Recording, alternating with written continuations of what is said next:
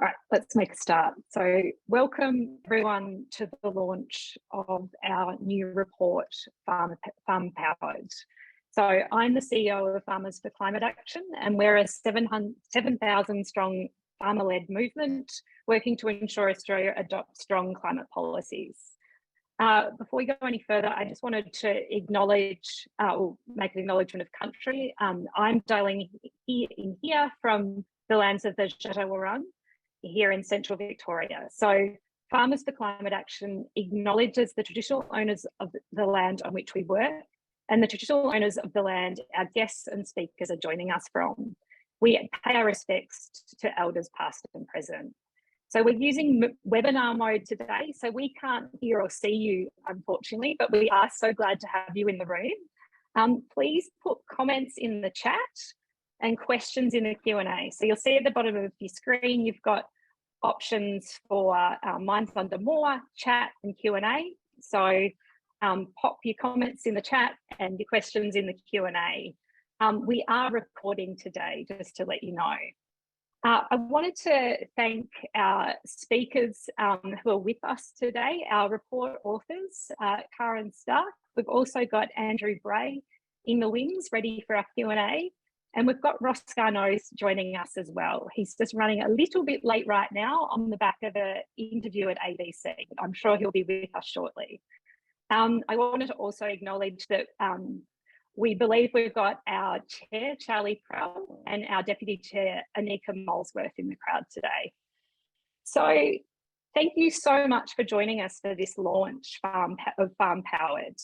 We commissioned the report earlier in the year because we wanted to explore the opportunities that renewables presented to farmers and farming communities. And we're so grateful to the report authors, Karin Stark, Kate Healey, Andy Bray, and Neil Gibbs, who have really brought this work together and landed in such a fabulous way. And we want to also thank all the farmers who were willing to share their stories in this report. If you've had a chance to flick through it, there are a lot of case studies in there, and we value each and every one of those. So as you'll hear, the report recommends boosting on-farm renewables and battery storage, and also providing support for making solar panels work with farming. And so that's where you see livestock grazing under solar panels and so on. Getting this right will reduce farmers' costs, make farms and jobs more resilient during drought, and it'll speed up increasing renewables in the grid. So to kick off today, we're going to hear first from Karin Stark. So Karin's international and professional history combines 19 years of engagement with communities around contemporary environmental issues. She's Director of Farm Renewables Consulting and convenes the National Renewables in Agriculture Conference. I'm really proud to say Karin's also a Farmers for Climate Action farmer, and she lives on a cotton farm that uses solar pumping near Narromine. So over to you, Karin. Thank you so much, Fiona. So the inspiration for this report is really a vision for a future of farming and regional communities run by renewable energy. This vision sees new ways of operating farming businesses and producing food with low-cost energy, such as robotic dairies, fleets of electric tractors powered by on-farm renewables, and solar-powered greenhouses. In this future, farmers are producing low-carbon products, attracting premiums and opening new markets internationally. They could initiate mid-scale solar developments on their land and become traders of renewable energy, reshaping their role in rural areas and supporting their communities to access local power. Enabled by a modernised distribution network, the farm enterprise of tomorrow really could be a multi-income stream proposition. Farmers are more resilient in our vision because they're decoupled from the variabilities of global supply chain shocks and energy price fluctuations that they currently have no control over. You know, we could see dozens of green ammonia to urea processing plants dotted around the country, creating long-term employment and securing farm input supplies. Large-scale solar and wind farms and transmission lines delivered with active involvement from the agricultural sector could bring new sources of income, diversity to rural economies, and also provide employment and demand for services that contribute to the prosperity of regional centres. With this vision, there could be thousands of community-owned energy projects pumping renewables into the grid, with the profit staying local and supporting smaller regional towns. In our vision, mid to large-scale solar is combined with grazing of sheep, pollinator habitat and horticultural crops such as tomatoes, lettuce and berries, bringing benefits for producers and ensuring productivity of land is maintained. The purpose of this report is to ensure the right decisions are made today to get us to this future vision. We've spoken to lots of people who are really passionate about this and some who are already benefiting from renewables on their farm today. But this vision requires leadership, the right policy settings, and a plan to tackle the various challenges that farmers and regional communities are facing, outlined in our report. So our key recommendations really focused on a number of things. The first being developing a national climate change and agriculture policy with renewables as a key pillar. This would include the setting of a target for agricultural renewable energy use, because we actually don't currently have a baseline for what the renewable energy uptake is across the farming sector. And then we'd suggest implementing the recommendations identified throughout this report. So including providing incentives. So we'd want to see the federal government addressing the high capital costs of on-farm renewables and increasing knowledge sharing by introducing a renewable energy incentive for farmers, supported by a national energy audit program. This audit program really helps to address the lack of regional expertise and knowledge sometimes in designing smart energy systems, as farmers use energy very differently to households and businesses. We'd also want to see subsidies for on-farm batteries to make them more financially viable and reduce their current high payback periods. We also suggest establishing an agricultural program within ARENA to fund demonstration and knowledge sharing. So along with that, we also need to reform the regional distribution network and make it a valuable asset for regional people. This might look like eliminating blanket export limits, which prevent farmers from exporting more renewable energy to the grid. We wanted to see the development of a plan that identifies areas to prioritise upgrades so farmers can import and export more power. We also recommend establishing mid-scale and community and farmer informal renewable energy zones. So that's outside of the declared renewable energy zones that we have, which identify the underutilised hosting capacity in the distribution network and therefore encourage dispersed 1 to 5 megawatt solar developments. This could potentially reduce the need for so much new transmission lines.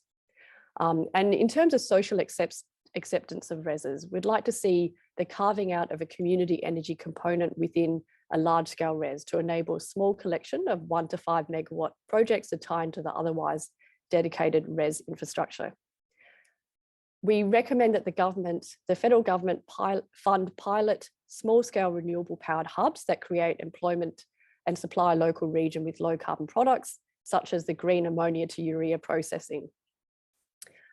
In terms of the large scale boom that we're seeing, we want to see improved fairness for farmers and regional communities in transmission and RES planning. So this might look like annual higher payments for farmers hosting transmission infrastructure and easements, payments to impacted neighbours, as well as funding for community benefit programs. It's also important that these communities living within a renewable energy zone are supported with more information and independent advice, particularly during the contract negotiation stage of renewable energy developments. And we also would like to see more support for community ownership of renewable energy projects or equity shares in large-scale renewables, similar to what was set out in the local power plan, helping to keep those profits local and giving regional communities a more active role in the energy transition.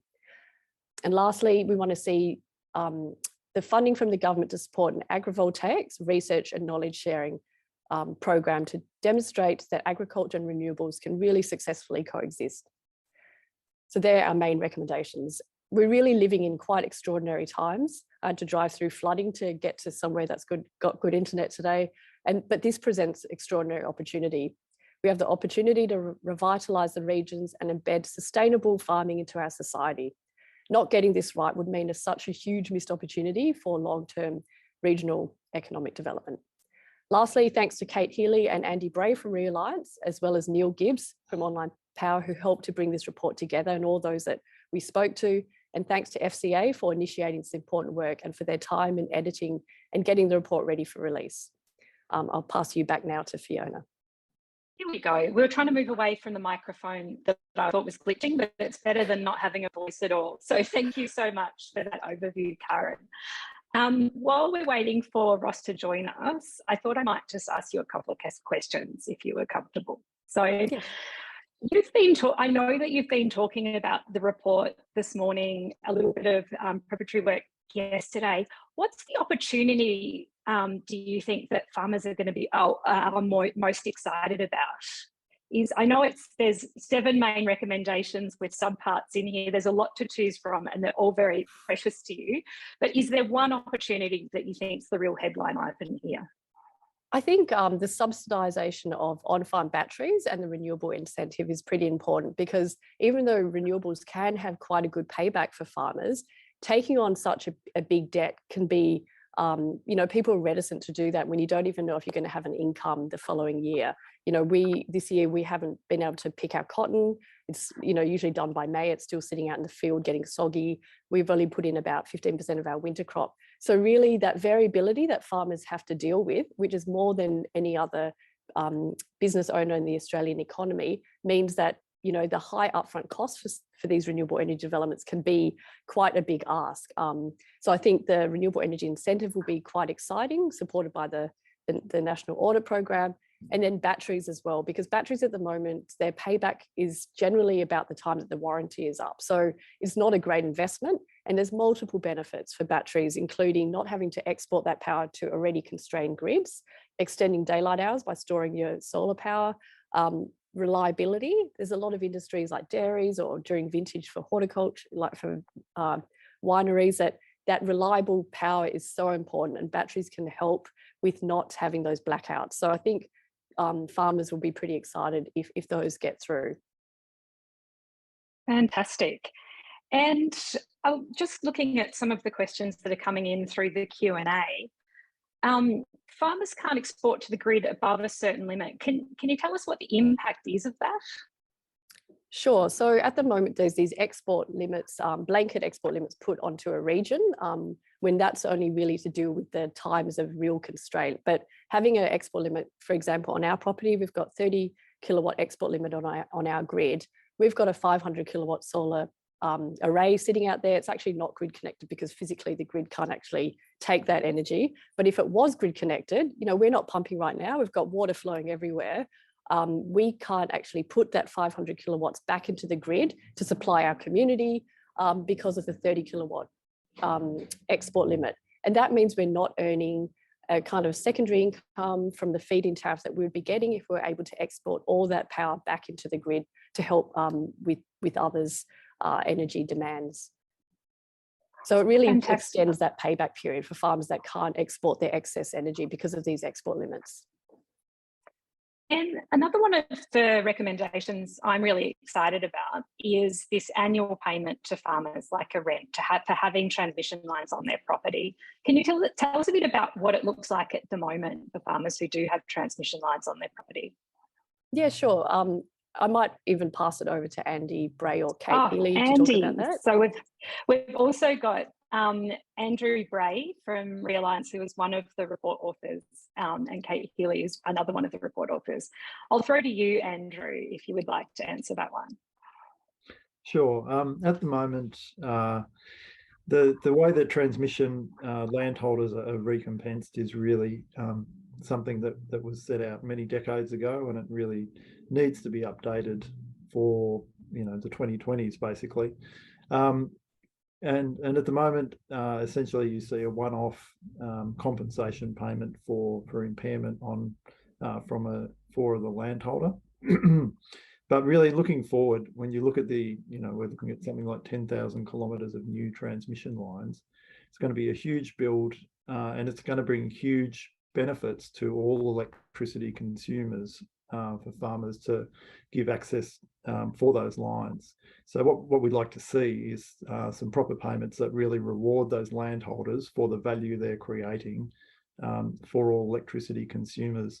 And so that means essentially higher payments for hosting of those transmission lines on their property, as well as options to allow those to be ongoing payments, so that the payments for the transmission lines goes with the property itself. Fantastic. Thanks, Andrew. Also having a look at some of the other questions coming in here. There's some very curly ones. where Chris Searle asks, if suppliers don't come to the party with high export, what do you see as the likelihood and barriers to setting up microgrids between communities? Karin, is that one for you or Andrew? Probably me. Yeah. There are a lot of issues with microgrids. I've been involved in a federally funded microgrids and agriculture study along with Queensland Farmers Federation and Cotton Australia.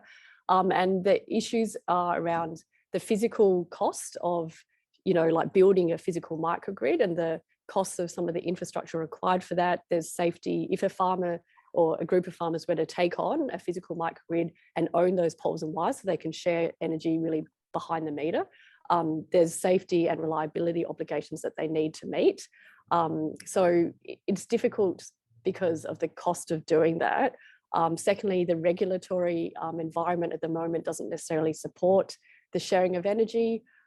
So there's quite a few barriers. And in terms of even social risk, if there's a group of farmers and they have a certain energy demand and one farmer decides they don't want to be part of the microgrid anymore, or they leave, or they change, what they're growing, how does that impact the others? So there's a lot of kind of legal and social aspects that still need to be worked out with microgrids. Not that I don't think it can happen in the future, and it should happen, but at the moment, it's quite early days in terms of microgrids, particularly over the East Coast, and trying to make them work economically through the regulatory environment and socially, really. I hope that answers the question. And I wonder if you could tell us a bit more about agrivoltaics. So, I referred to, sheep grazing under solar panels, but can you tell me a bit more about the boundaries of agrivoltaics and what some of the opportunities are there to really dial this up? Sure. So overseas, places like Japan, Germany, Denmark, they've been doing agrivoltaics, particularly growing crops, high value crops under solar panels for many years. In Japan, they do about 120 different crops, and there's benefits to growing these crops because you get a higher soil moisture, so that reduces the need for irrigation. So particularly in arid areas or Australia, that's going to become really important. There are some crops that also increase their yield with up to 30% of shading, and that's things like berries and some vegetables. And there was a study in Arizona in the US that showed that the tomatoes grown under solar panels actually doubled in their yield. I mean, not all crops are going to increase with part shading, but some do. And in a warming climate, things like vineyards, if you have solar panels over that can really improve the quality of the grapes as well, as we know that the wine industry is highly susceptible to a warming climate. So, there's great opportunities for us to be able to combine agriculture and renewable energy, and it means a secondary income for that farmer that's leasing their land or exporting their energy into the grid. In terms of solar grazing, that's done, is not commonplace, but there are, I think, about 12 solar farms in Australia that graze sheep under the panels. This brings multiple benefits for the developer and the farmer. With the developer, there's a reduced cost in mowing and pesticides, herbicide use. But for the farmer, having those, like Tom Warren in Dubbo, having that high fence around the solar farm that he hosts has meant he hasn't lost any sheep to predators within the fenced area, where he's lost about 36, I think, this year from predators and wild dogs. So, that's one benefit, as well as the protection from the heat of summer for those sheep that can stay under the shade of the solar panels. So really, there's really great benefits for both producers and developers in combining agriculture and energy generation. And it means, we're securing our food supplies, and just, it's a win-win-win really for the farmer as well. Could I maybe just add to that maybe the thing that's holding back the agrivoltaics at the moment is is a lack of planning at the initial stages of the project. So what we're starting to see now is that some industry players are starting to incorporate the planning of the solar farm at the same time as they plan what the agricultural outcomes are going to be as well. So one project is working up a fat lamb operation, and so they're looking at putting in all the infrastructure, the fencing and the irrigation and water at the same time as they install the solar farm. So they're the kind of changes that in industry practice that we're starting to see and will help really kick agrivoltaics along. Fantastic. Next question is, I don't know if we can answer this one, but I'll throw it out there and see where we go. Peter's looking at installing a virtual power plant with a battery at a personal out-of-pocket expense of $40,000. Is he missing out on a future benefit if he goes ahead now, or should he just start the button and go for it? I would say to final question. my personal opinion would be just to go for it now, because it's the opportunity cost of not acting that he's looking at if he waits a year or two, or the subsidies might never happen, whereas he could be saving money and emissions right now. So for me, I'd say to do it now. And with the negotiations with governments, if they accept some of these recommendations, we could look at back those that have done work in the last 12 months to also be reimbursed for some of those costs, so that those people don't miss out, because I think it's important that we act and do as much as we can right now without waiting. And Peter Hansford's asked, given that Australia is such a large agricultural producer, electrification of ag and agrivoltaics must be part of the future. But can we try and build in local content? So batteries that are fit for Australian conditions. So there are particular opportunities there. Yeah, I think that's true, that with the electrification, that's going to increase energy use on farms, and we need to make sure that those farmers have enough energy and power to be able to run their farm if they're going to be electrified. So batteries that are fit for the Australian conditions. I mean, there's lots of, there's battery producers and manufacturers in Australia like VSUN in WA. So there's a lot of, I think, research going into developing various technologies for Australia. But now that, we've got a different government in, there might be those signals to the developers and manufacturers that, Australia's open for business, as they say, to try and put in, I guess, the research and the engineering to make sure it is applicable for us. Don't know if anyone else has. Andy might have a response. Yeah, there's also international drivers for local production, and like there's such a huge demand now for components and renewable energy equipment from some of the larger countries. The US and Europe are all moving this direction, as are China. So there's a lot of demand for those things, and it's proving difficult to get some of the componentry in Australia that we would normally just put in an order for, and it would turn up on a boat. So there's as we look forward with things like even steel for transmission towers, and all sorts of components that you need for the renewable transition, there's a lot of it's starting to make a lot more sense than it did even just a couple of years ago for those things to be produced in Australia, and so that we can just simply get access to them. It's a shame Ross Garnaut's not here, because I think he'd have a pretty good answer for that as well, because he sees Australia as the superpower exporter of a lot of products. So hopefully we'll be here any moment, but in the meantime we can continue to have a productive discussion. So Bray's got a question about transmission lines. Should we be putting these underground? He notes that Germany legislated this. I think this is probably one for you, Andrew. Or Kate, do you want to take this one maybe? Sure. It's a contentious topic. A lot of people are concerned about the visual impact of transmission towers, and for HumeLink, which is the link that's proposed to connect Snowy 2.0 with the rest of the grid. Transgrid recently did a undergrounding study, and it did find the costs of putting the transmission line, which would be an HVDC line rather than an HVAC line, would be about 3 times more. So that is a significant cost when you're already talking about a $3.3 billion project. It taps it up to $10 to $11 billion project. So those costs were actually lower than some of the previous estimates for other projects. Down in Victoria, there's been some significant calling for undergrounding of the Western Renewables link, for instance, and AusNet has previously said that the costs could be up to 10 to 15 times more. So this most recent study that HumeLink, the Transgrid put out for HumeLink, was less less than what we've seen, but it's still very significantly more. There are still some significant environmental impacts of undergrounding as well. You do need to obviously dig trenches, which does have some significant environmental impact.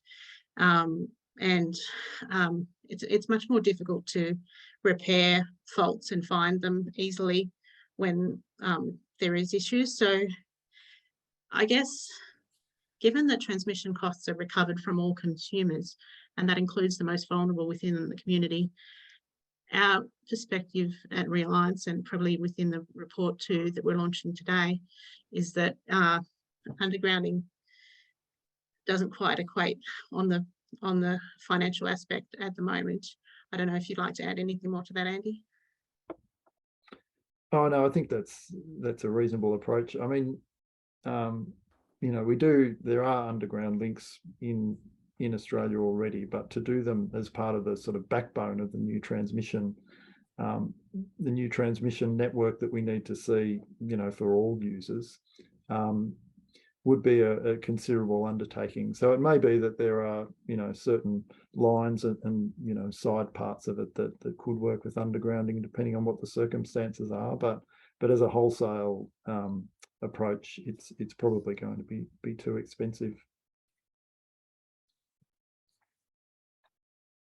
Karin, I want to throw back to agrivoltaics again, because it's such an interesting area, and we've got a question around how you manage your neighbours if you're looking to put in a project like this, and potentially if they're not immediately supportive of that program. Yeah, I mean, I think this is related to any new development, not necessarily if you're doing agrivoltaics or just a new wind or solar farm. You know, I think it's important, and Andy and Kate will probably have something to say for this as well, but I think it's important to genuinely engage, particularly understanding how impacted your neighbours will be.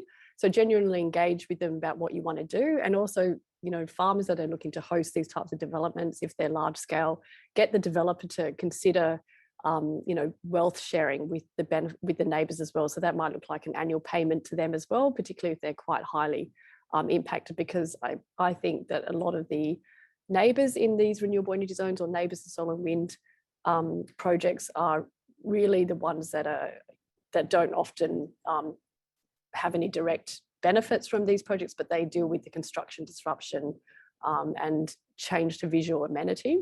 So I think trying to understand what's important to them. Previously, when I was doing a bit of work in the res, I suggested, you know, we don't have a rubbish collection at our farm, which a lot of rural people don't. So we've got to pile up all our rubbish in the shed, and then my partner brings it into town on the ute. So if a neighbour of ours is doing a big solar farm or wind farm, you know, what would be meaningful to us would be a private rubbish collection for all the neighbours, rather than upgrading a pool or something in town. You know, what's going to help make the lives of your neighbours easier? That could potentially be funded through, you know, the benefit sharing of a large scale project. I'm not sure if Andy or Kate would like to add to that.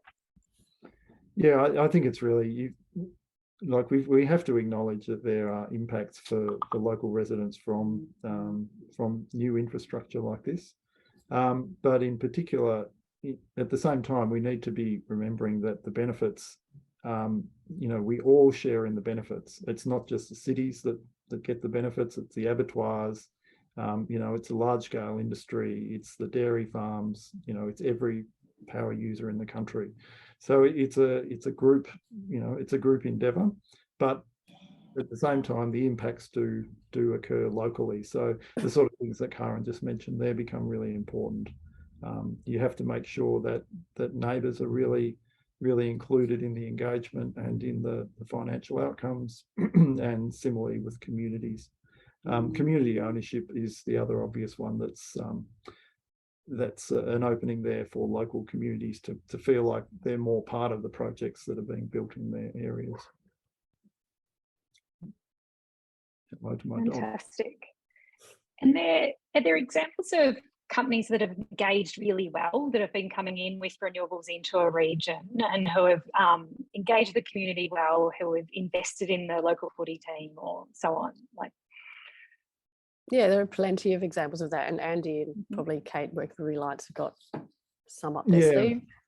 Yeah, I mean there are a number of examples of that, and more So we've worked for a long time alongside wind projects to see those ones improved, and I think over the time the wind developers are now doing a better job of that.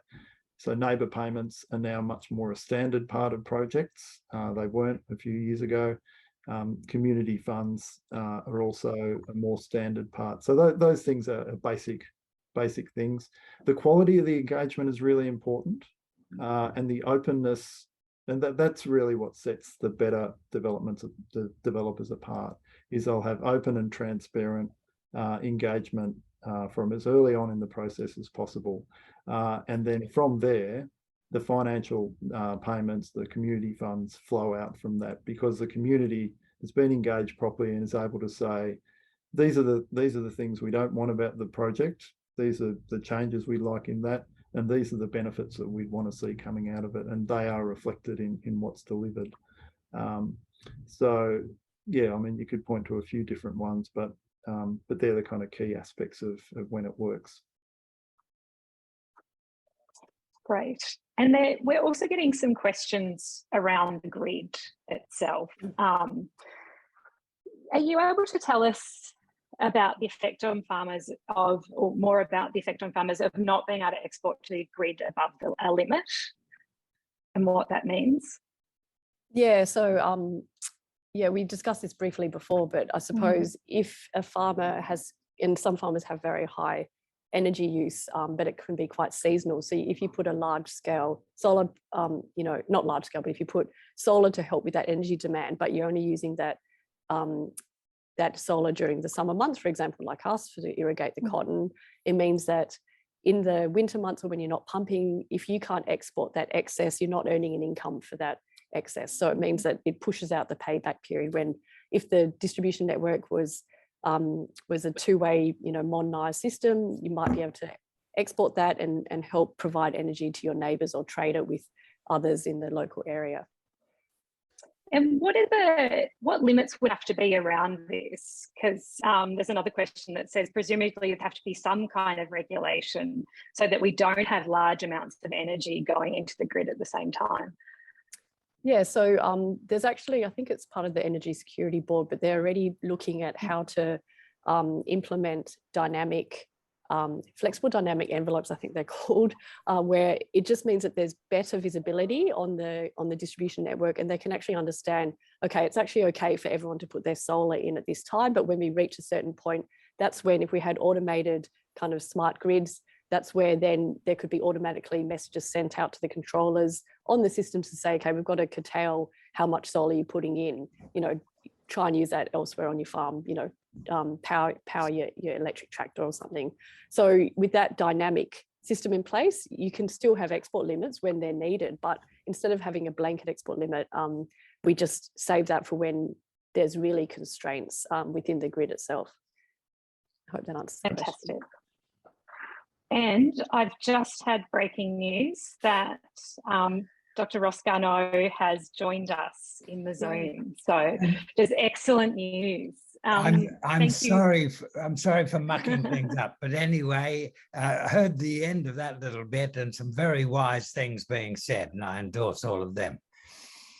Oh, fantastic. So Ross, you're a professorial research fellow in economics at the University of Melbourne, and you've just released a new book, Superpowered Transformation.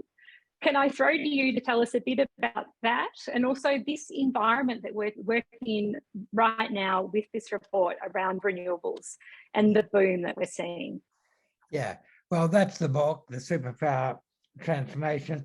It's a book that I've edited. I've got a long essay at the beginning, 120 pages with an overview of the situation. Then specialists in particular areas have got separate chapters, one on the electricity sector, one on using hydrogen in industrial activities, one on what's going to happen to the climate and how much we have to reduce emissions and when to control runaway increase in temperature, one on a case study on rural and provincial development, one on landscape carbon. So a lot of specialized pieces, as well as my long overview. But the big story is that Australia has immense advantages in the zero emissions world economy.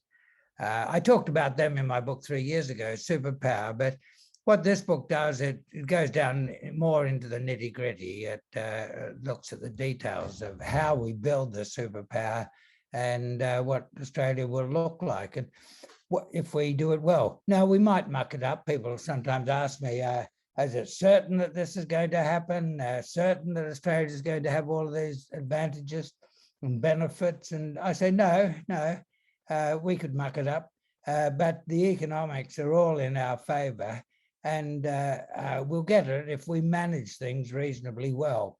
And one feature of this new Australia, in which we've got so many advantages compared with other countries, is that for the first time since our federation, over the next 3 or 4 decades, if we do it right, then rural and provincial Australia will grow substantially more rapidly than the big cities.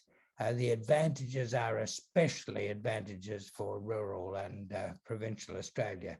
The 5 big advantages we've got over the rest of the world in the zero emissions economy: first of all, the best combinations of solar and wind. And of course, they're all in the bush. You couldn't put a square kilometre of solar panels in suburban Sydney. There's plenty of places in rural and provincial Australia where you can put it.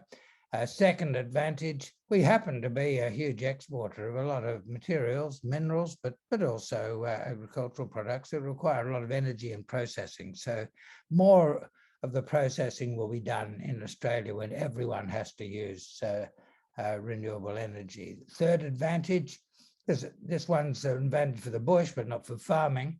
We've got a lot of critical minerals that are absolutely necessary for the equipment and the infrastructure of the zero emissions economy. And we happen to have more of those than anyone else in the world. And we've got a chapter on that in the book. Fourth big advantage is that we've got more land suitable for capturing carbon in trees and in the soil per person than any other country. And sure, a lot of that land is in places with hot and variable climates, hot temperatures and increasing with warming, and variable rainfall. But we've also got a lot of trees, acacias and eucalypts that are well adapted to that climate, where if we manage things well, we can put a lot more carbon in our soils and grow a lot more carbon above the soils. And some of it we can harvest on a sustainable basis and for production of biomass. And this will become the source of our hydrocarbons for the chemical industries when we can't use oil, gas, and coal. There's some petrochemical industries that can use hydrogen from renewable energy and carbon dioxide from the air and other sources, but there's some that are going to require hydrocarbons that have to be produced by photosynthesis in plants. Fossil carbon is what that is, the trees of hundreds of millions of years ago, but we're going to have to use freshly grown biomass that's absorbed carbon from the atmosphere in the growth. And that's a huge advantage for Australia in the zero emissions economy, both for new industries and also for carbon credits to offset some processes where it's going to be very difficult to get to zero emissions. The carbon credits are controversial because you can easily rort them, but there are legitimate carbon credits, and the farmers of Australia have a very strong interest in making sure that we have rigorous regulation so that no one can query the legitimacy of the credits we're getting. Do it properly, and this is a big source of income for rural Australia. And the fifth advantage, a huge one, is that all the skills of old rural and provincial Australia in agriculture, in forestry, in mining, in metallurgy, are very relevant skills in the emerging economy. So the skills and infrastructure base that we already have gives us a very good start. Use all of these things well, and Australia can have 3 or 4 decades of full employment with rising incomes, and a disproportionate part of that rising incomes is going to be in rural and provincial Australia. Thanks so much, Ross. Hey, we've got a question. Are you zooming in from Western Queensland? No, my wife Jane and I spent 2020 in the west of Queensland, and I go up quite a lot. I've been working with communities there for a few years on these sorts of things. All the mayors of Western Queensland, they're called the RAPAD group, Remote Areas Planning and Development group, and 7 councils. They asked me if I'd have a look with them at what they could do. They said, we know we've got the best sunshine in Australia. Actually, it's only equal best with Alice Springs and inland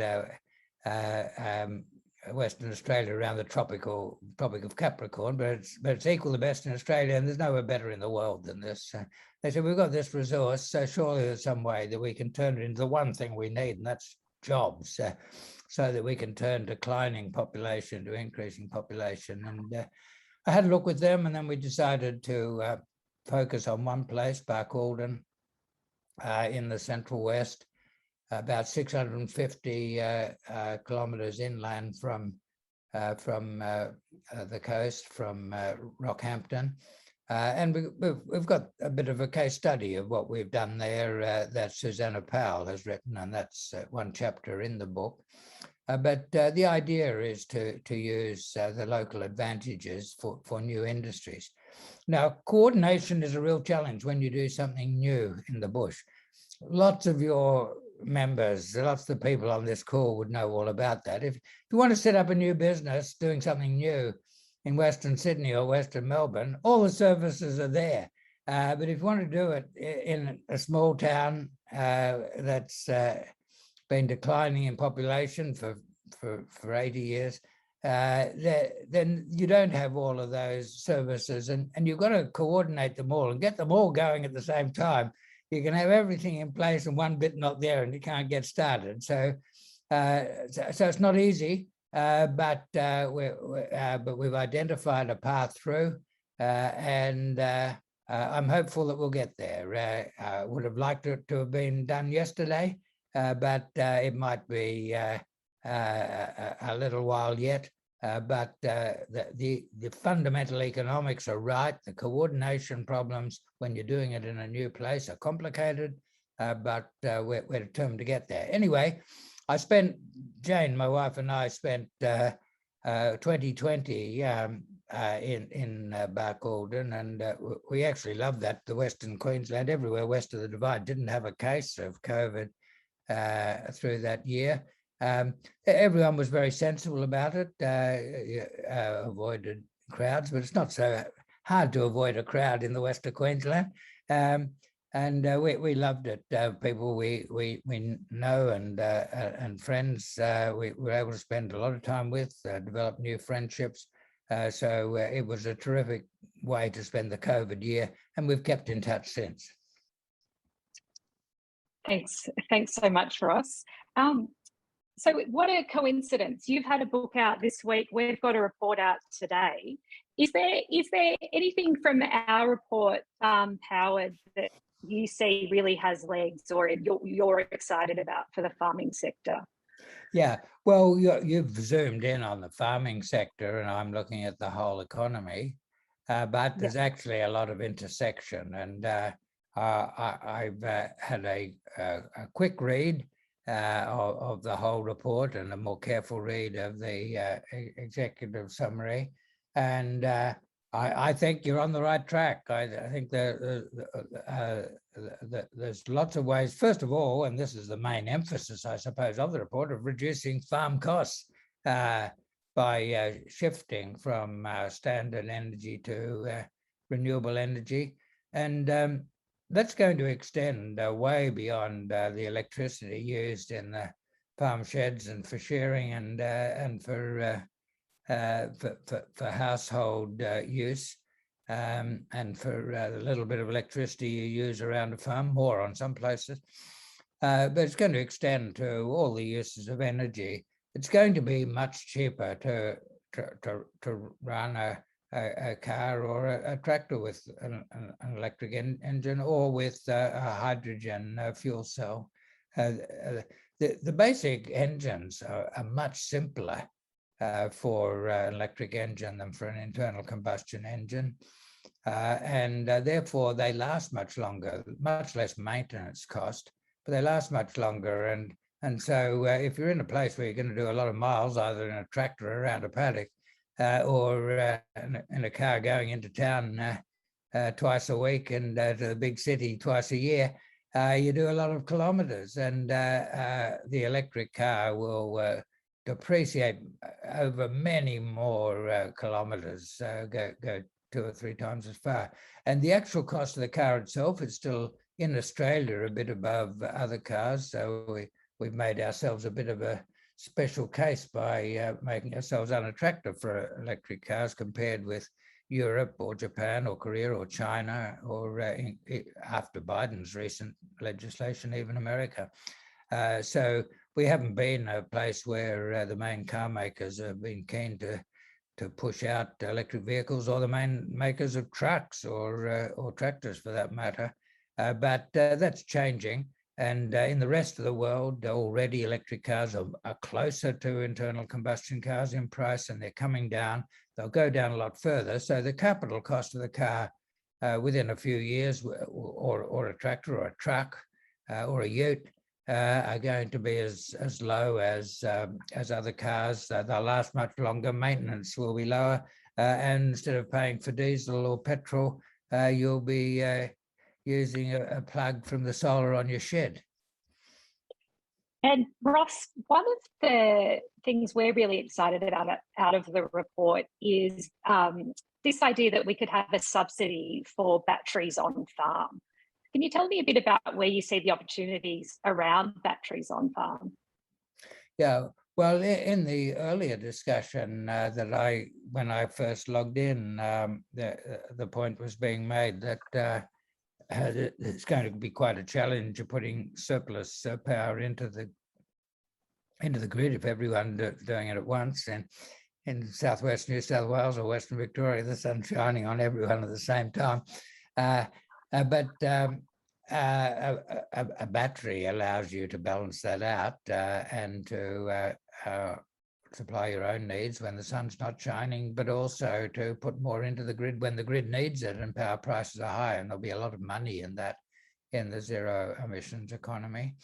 And there'll be opportunities for people in a particular region to share batteries.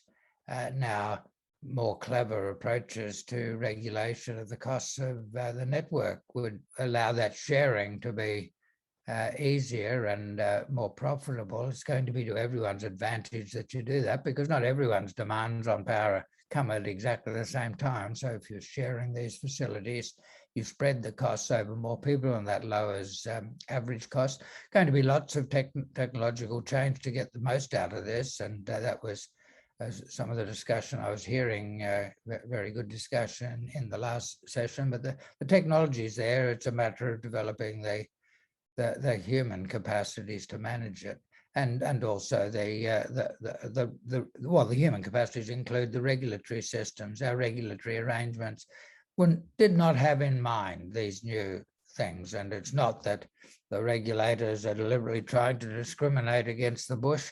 Though it might look that way, they're just doing what they've always done, but they've got to do something differently to take advantage of the new opportunities. And we've got to make sure that as that is done, governments are providing a lot of support for good reason for the growth of renewables and batteries through the economy as a whole. We have to make sure the regulatory systems don't cause the bush to miss out, to make sure that rural Australia gets its fair share.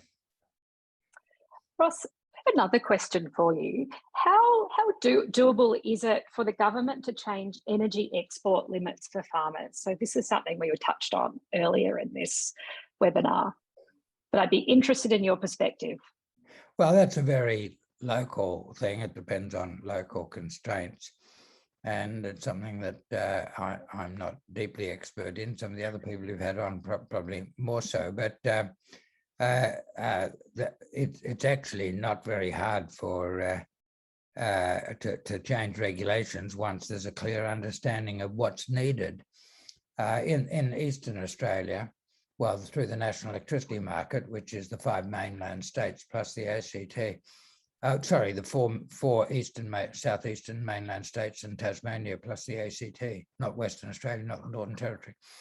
In the National Electricity Market, a lot of the state's powers on regulation have been delegated to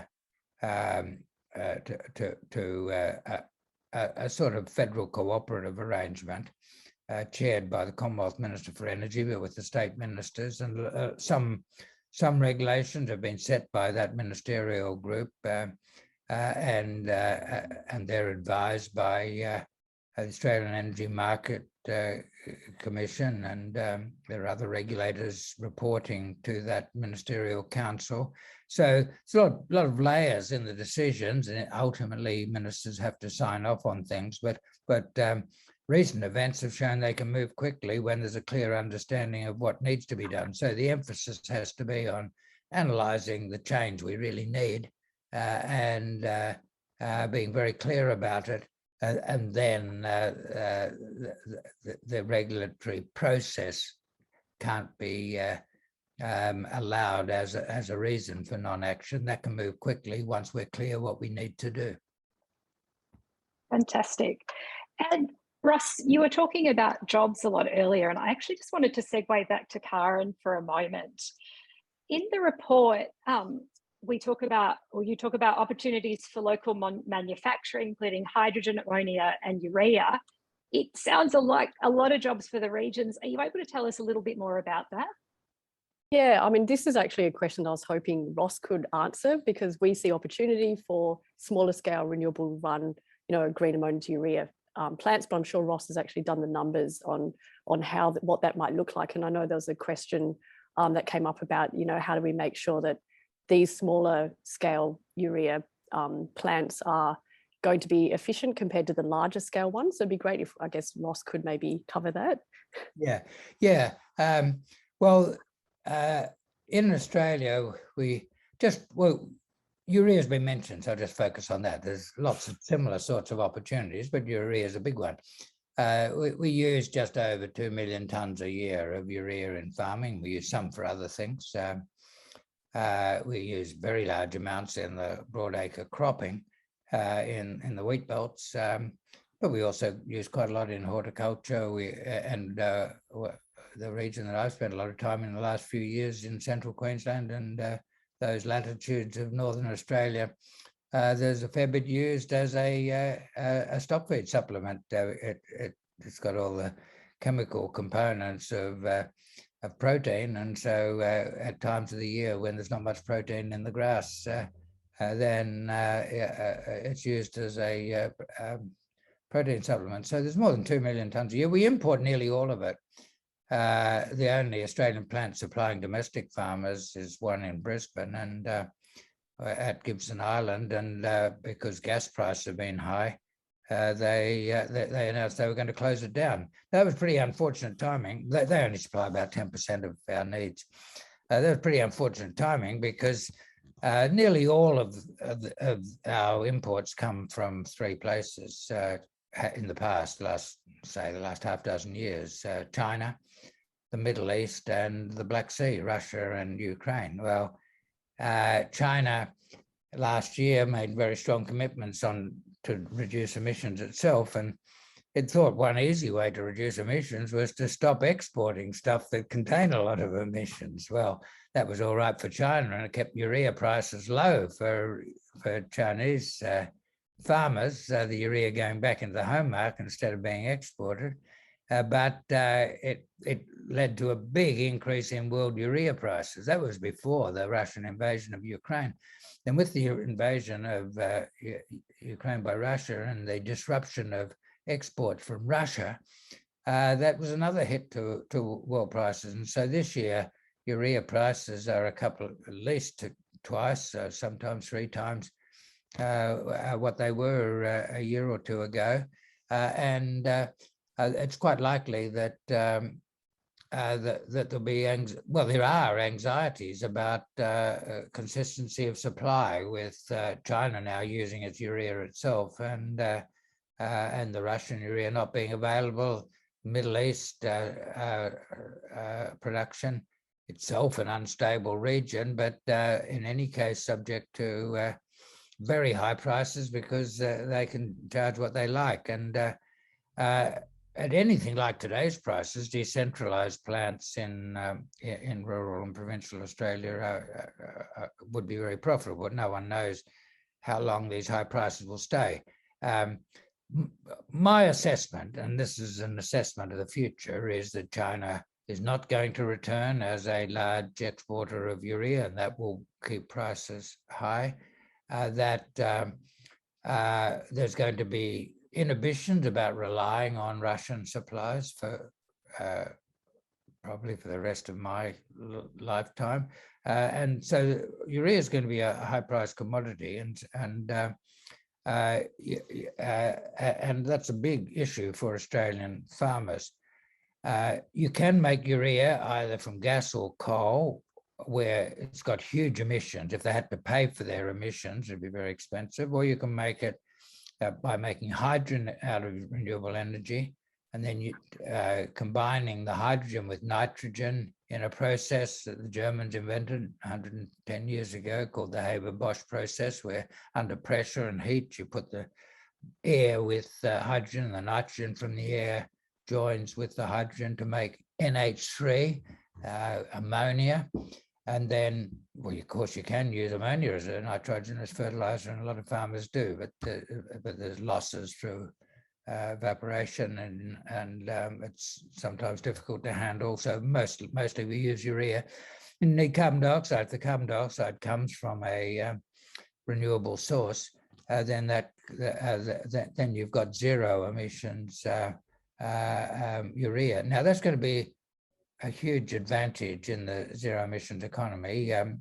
From end of 2025, Europe's going to be putting import charges on countries that don't have carbon taxes or something equivalent, and Japan and Korea and America said that it'll do something like the Europeans, though we haven't seen the details. Japanese and Koreans will go along with the Europeans because they need their markets for other things. And so farmers who are able to show they've got a zero emission supply chain will continue to have access to the highest price markets, and there'll be higher prices in those markets than ever before. Those who can't will face much more problematic markets. But just on pure price, at current prices, decentralized production of urea is quite economic. If prices came down by a third or 40%, it would still be economic. The main competitor in the zero emissions world economy is going to be large scale electrolysis. Now, since it was announced that the Gibson Island urea plant in Brisbane would close, Andy Forrest at Fortescue Industries has said that they will produce zero emissions hydrogen and keep that plant going. Well, that's good news. But in the best of circumstances, it's actually cheaper to get modest amounts of renewable energy from decentralized locations, and that will be a matter of finding locations where you've got a surplus of renewable energy, or where renewable energy can be produced very quickly and very cheaply, and using that. And transport costs are quite important from urea. So if you've got competitively priced renewable energy making the hydrogen, you'll be able to compete with Twiggy Forrest and Incitec Pivot at Brisbane, and you'll have a big transport cost advantage in your local market. So I see the future being having Australia producing its 2.25 million tonnes of urea for farming in maybe 10 or 12 decentralised locations, a couple in Queensland, a couple in New South Wales, a couple in Victoria, a couple, one or two in South Australia, a few in Western Australia. That will be, there's a lot of economics favouring that.